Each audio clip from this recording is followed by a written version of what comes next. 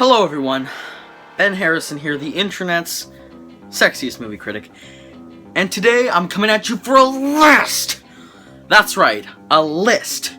Today, I'm going to be talking about my top 50 favorite movies as of right now, which is April 1st, 2017. So, what I thought I wanted to do was, every year, okay, once a year, I want to make a new list for my top 50 favorite movies and kind of see how it alters every year, because I know there's going to be new movies, I know movies are going to be taken out, I know there's going to be new movies coming in, so I just thought, April, why not? Let's start it this month. The beginning of April every single year. Let's just get into this list. It's just a personal favorite list. Some of these movies I will have lots to talk about, some of these movies I really won't, but I'm just going to try to blow through this list and say what I can say about each movie. You know, if I can't really say much about a movie, well, too bad. I mean, I just like some of these movies because I like these movies.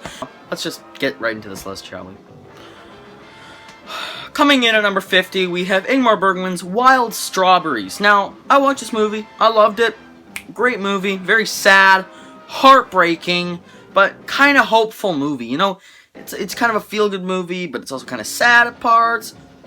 Got some wacky dream sequences in this movie. It's a great movie. Check it out if you're a fan of Ingmar Bergman's work. If you want to see a sad, poetic, deep philosophical film or whatever, take a look at this movie. It's great. You'll probably cry. I did. Great movie. Number 49, we have Forbidden Games. No, this is a great movie. I don't really have much to say. It's just a really engrossing movie about these two kids growing up during the war times. Man, yeah, what can I really say? Forbidden Games, great movie. Number 48, we have Jean-Luc Godard's Contempt. Now, to be completely honest, I don't really praise this movie as some entertaining masterpiece. I do praise it as a masterpiece, but like, it's not a super entertaining movie, which I don't mind because films are way more than entertainment. But this film just doesn't really have too much entertainment value. It's just a very convention-breaking film in my opinion. And the cinematography and the color use, especially in this film, is absolutely beautiful. This is one of the most beautiful films you will ever see in your life. I promise you, it's very, very nice looking. Uses the colors red and I think blue very well. It's just a great film. I love Contempt. What can I say? It's a great Jean-Luc Godard movie. You'll see some more Jean-Luc Godard movies on this list, but this is a great movie, okay? Coming in at number 47, we have My Neighbor Totoro. Yeah, sure, generic pick, whatever. It's a great movie. It's fun. It's happy. Like, it's the perfect world. It's your dream world. You want to live in the world of My Neighbor Totoro, or whatever you say. Coming in at number 46, we have Wes Anderson's Bottle Rocket. Now, I actually love this film. The first time I saw it, I wasn't crazy about it. Second time I saw it, I was like, you know what? This movie is pretty damn funny. Third time I saw it, I was convinced. I was like, yeah, this is a great movie. This is really funny. Bottle Rocket is Wes Anderson's directorial debut, if you didn't already know. And yeah, it's really funny. You kind of see his style beginning to flourish. It's not in full swing yet. No. It's Bottle Rocket. It's funny, sharply written, great dialogue, absolutely fantastic dialogue. I just love every single second of it. I can't get enough of this movie. I loved it. I loved this movie. Coming in at number 45, we have Sunset Boulevard, and I don't really have much to say about this movie. Thank you, Billy Wilder, for blessing us with this gift of cinematic wonder. Coming in at number 44, we have another American classic, from this time, I think, the 70s.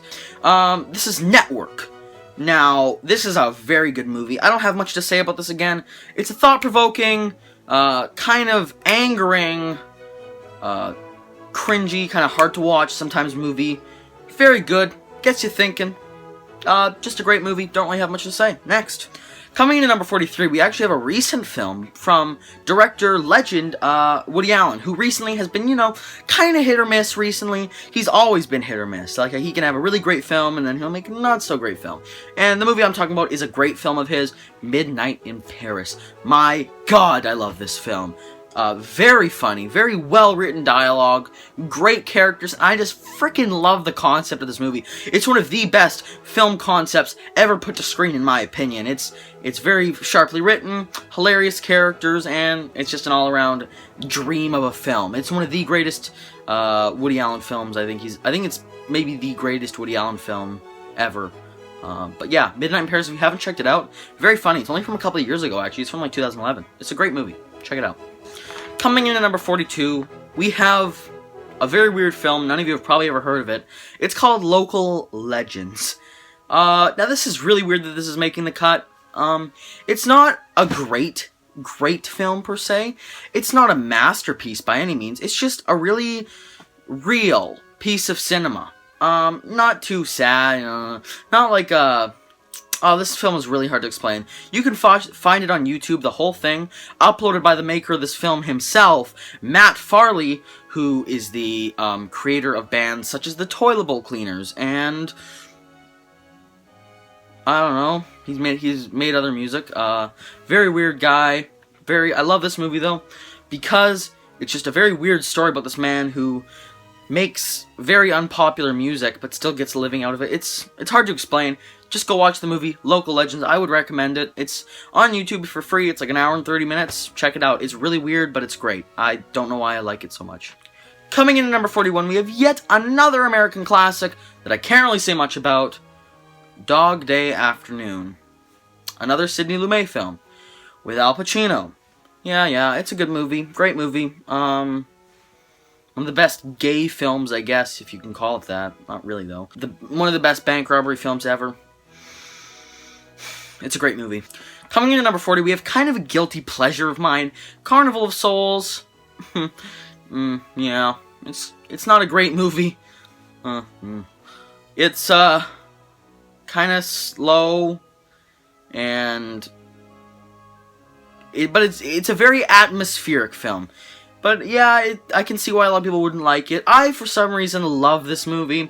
I watched it on this crappy horror movie pack that I got for like $5 at a thrift store, and I fell in love with this movie. I really love the atmosphere. I love the music, the organ music. I mean, I don't really know why. It's just a very atmospheric film, and those organ music is just hilarious that it's in there, because it's like the woman plays the organ, and it's like a horror movie, and like the organ is like the stereotypical cliched instrument they'd play. So I just found that kind of funny. But no, it's a good movie.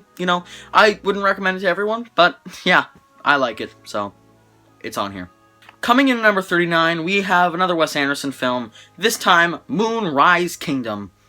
One of the best Wes Anderson films ever. You're going to see some more Wes Anderson on this list. I'm not going to lie. I'm a huge fan of the guy. I've seen all of his films. But Moonrise Kingdom, this film was great. One of the best coming-of-age romance films ever put to screen. Coming in at number 38, we have Brian De Palma's Blowout.